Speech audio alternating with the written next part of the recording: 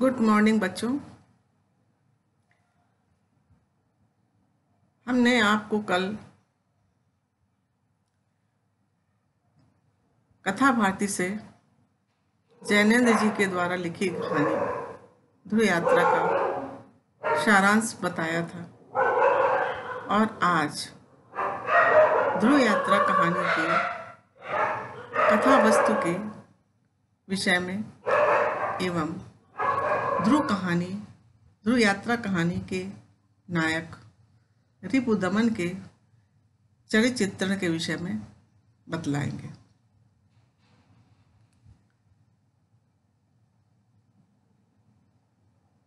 जैनेन्द्र जी महान कथाकार हैं।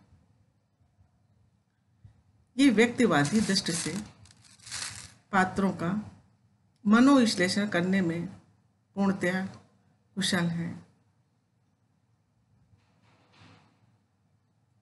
प्रेमचंद की परंपरा के अग्रगामी लेखक होते हुए भी इन्होंने हिंदी कथा साहित्य को नवीन शिल्प प्रदान किया है। ध्रुव यात्रा जैनेन्द्र कुमार की सामाजिक, मनोविश्लेषणात्मक, यथार्थवादी रचना है। कहानी कला के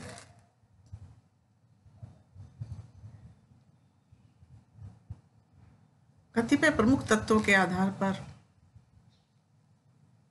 कहानी की समीक्षा इस प्रकार कर सकते हैं। शीर्षक। कहानी का शीर्षक आकर्षक एवं जिज्ञासापूर्ण है।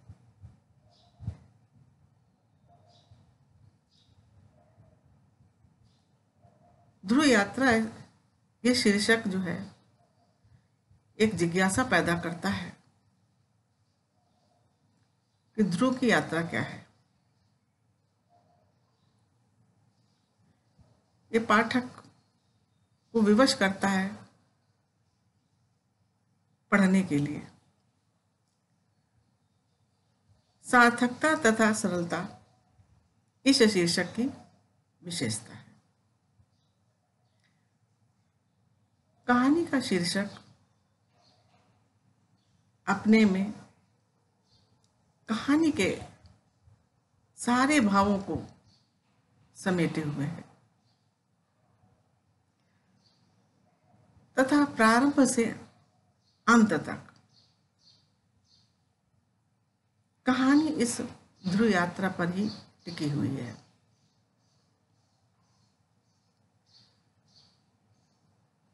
कहानी का प्रारंभ नायक के ध्रुव यात्रा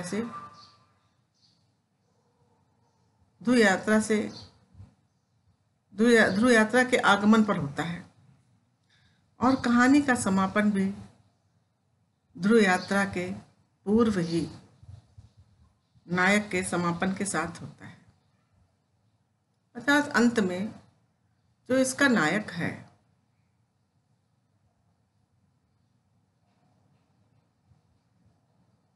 वो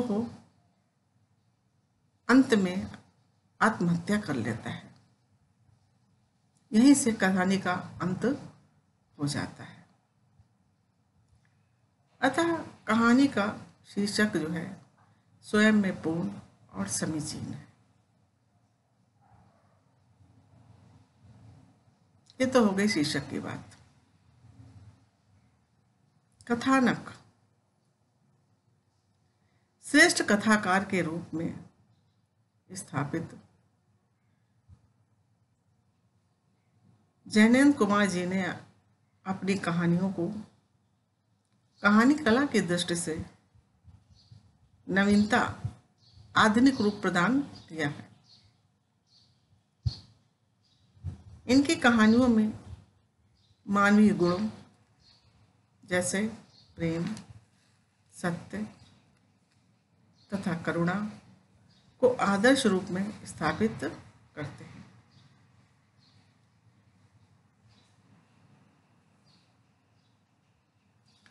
इस कहानी की कथा वस्तु का आरंभ जो है राजा ऋपुदमन की ध्रुव यात्रा से वापस लौटने से प्रारंभ होता है। कथानक का विकास ऋपुदमन और आचार्य मारुति के वार्तालाप, तत्पश्चात ऋपुदमन और उसकी अविवाहित प्रेमिका उर्मिला के वार्तालाप और उर्मिला तथा आचार्य मारुति के मध्य हुए संवाद से होता है। कहानी के मध्य में ही ये स्पष्ट होता है कि उर्मिला ही आचार्य मारुति की पुत्री है। कहानी का अंत और चरमोत्कर्ष राजा ऋपुदमन द्वारा आत्मघात किए जाने से होता है।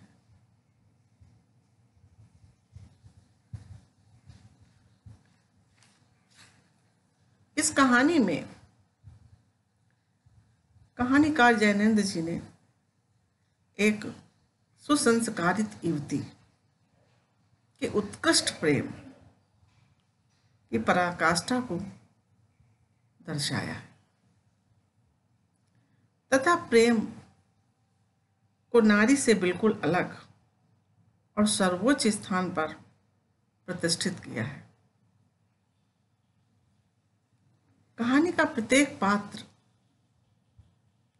कर्तव्य के प्रति निष्ठा एवं नैतिकता के प्रति पूर्णतः सतर्क दिखाई पड़ता है और जिसकी पूर्ण परिणति के लिए वह अपना जीवन अर्पण करने से भी नहीं डरता। कहानी मनोवैज्ञानिकता के साथ साथ दार्शनिकता से भी ओतप्रोत है।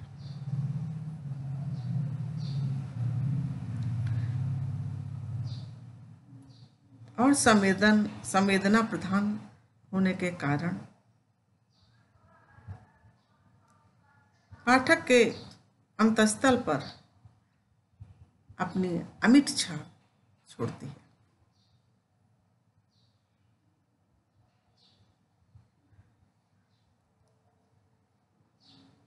निष्कर्षतः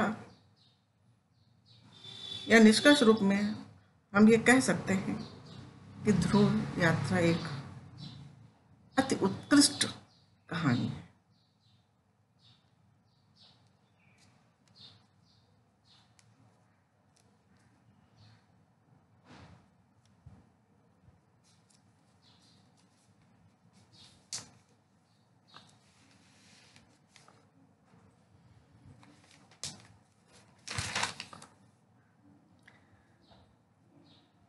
इसका जो उद्देश्य है,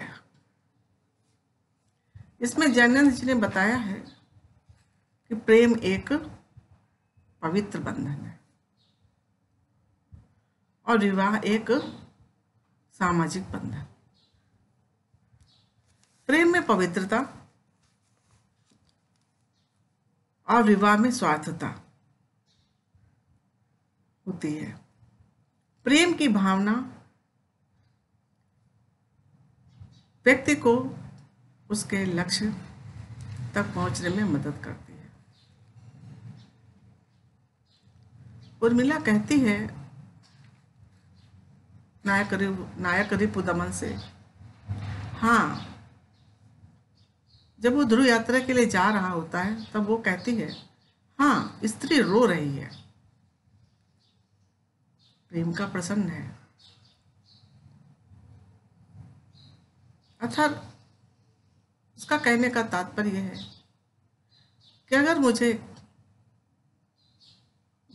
एक स्त्री के रूप में देखते हो तो मैं रो रही हूँ, और यदि प्रेमिका हूँ तो मैं प्रसन्न हूँ। स्त्री की मत सुनना, मैं भी पुरुष की नहीं सुनूंगी। दोनों जने प्रेम की सुनेंगे। प्रेम जो अपने सिवा किसी दया को, किसी कुछ को नहीं जानता है।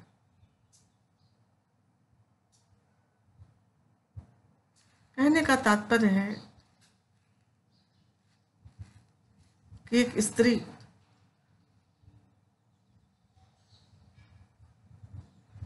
एक स्त्री पुरुष को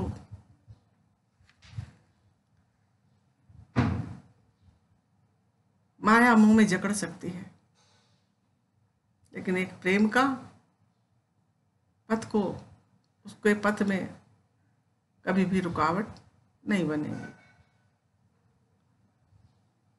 निष्कर्ष रूप में हम कह सकते हैं कि प्रेम को ही सर्वोच्च दर्शाना ही इस कहानी का मुख्य उद्देश्य रहा है, जिसमें कहानीकार जैनेंद्र जी को पूर्ण सफलता मिली है। ये तो हो गया कहानी की कथा वस्तु और उद्देश्य।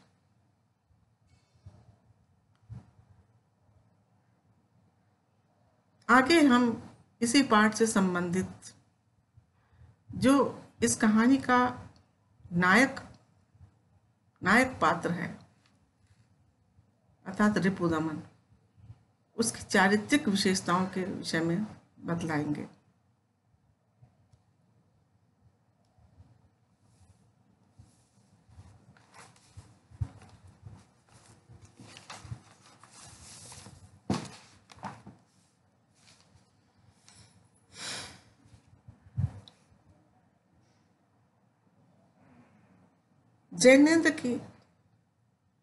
जैनेंद्र जी की ध्रुव यात्रा कहानी का जो नायक है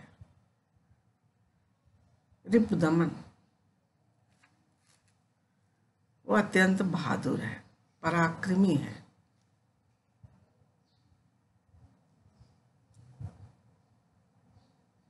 उसके चरित्र की निम्नलिखित विशेषताएं हैं। स्वयं से असंतुष्ट, उसकी पहली विशेषता है उसके चरित्र की स्वयं से असंतुष्ट। राजा रिपुदमन उर्मिला से प्रेम करता है।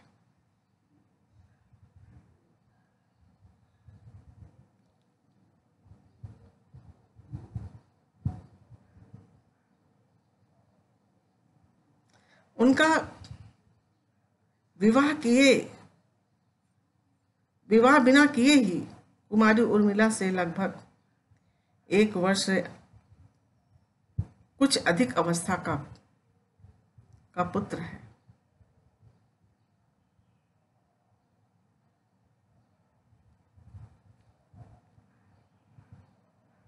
गर्भधारण से पूर्व उर्मिला रिपुदमन से विवाह करने के लिए उद्यत थी, उससे विवाह करने के लिए कहती थी, किंतु रिपुदमन अपनी स्थिति और माता पिता के कारण विवाह करने से बचता था। उर्मिला के गर्भधारण करने पर वह उर्मिला के साथ विवाह पूर्वक रहना चाहता था, परंतु तब उर्मिला ने विवाह से इनकार कर दिया और रिपुदमन को उसकी इच्छा के अनुरूप उत्तरी ध्रुव की यात्रा को प्रेरित किया।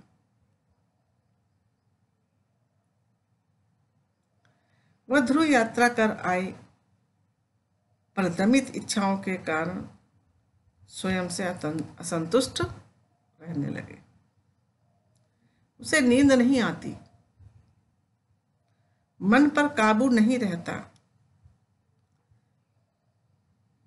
जो नहीं चाहते वही मन के अंदर घटित होता रहता है। ध्रुव पर बहुत कम बाकी था, फिर भी भारत लौट आए।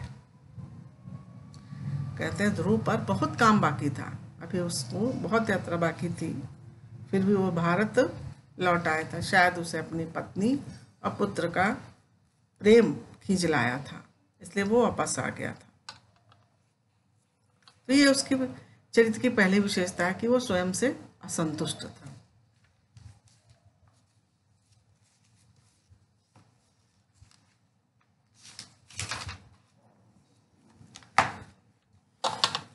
दूसरी विशेषता है उसके चरित्र की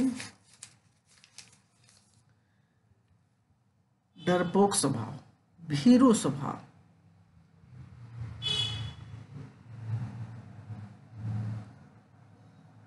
रिपुदमन उर्मिला से प्रेम तो करते थे, परंतु उससे आग्रह करने पर विवाह के लिए बचते थे। विवाह न करने का तरह तरह का बहाना बनाते थे। उनकी सोच थी कि विवाह व्यक्ति को जकड़ लेता है, माया मोह में बांध लेता है, व्यक्ति उसमें बंध जाता है, तब वो सबका नहीं हो सकता।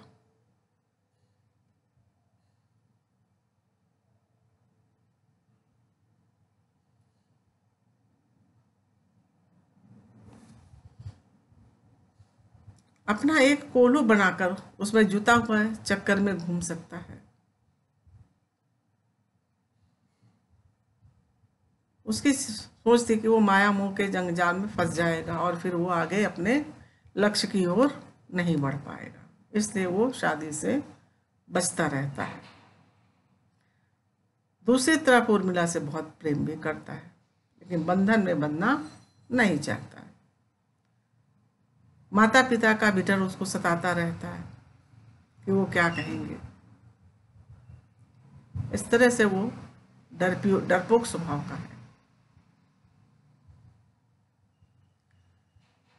तीसरी विशेषता है उसके चरित्र की अतृप्त प्रेम का प्यासा।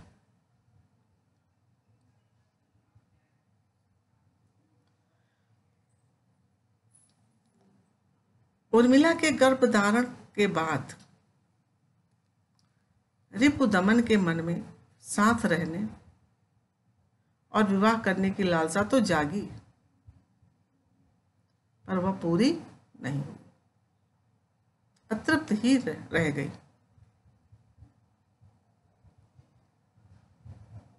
प्रेमिका उर्मिला की प्रेरणा से उत्तरी ध्रुव जाना पड़ा उसे, क्योंकि उसको उर्मिला ने पुनः उत्तरी ध्रुव यात्रा के लिए प्रेरित कर दिया और वो उत्तरी ध्रुव से जाना पड़ा। वहां से लौटा और अपनी प्रेमिका की नाराजगी दूर करते हुए अपने किए पर खेद व्यक्त किया।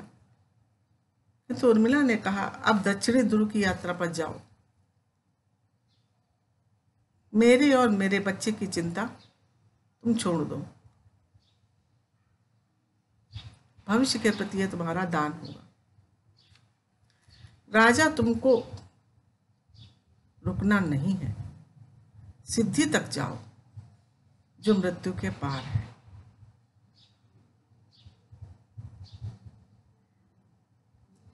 तब रिपुदमन उर्मिला की प्रेरणा से दक्षिण ध्रुव यात्रा के लिए जहाज तय करा लेता है और घर से चल पड़ता है।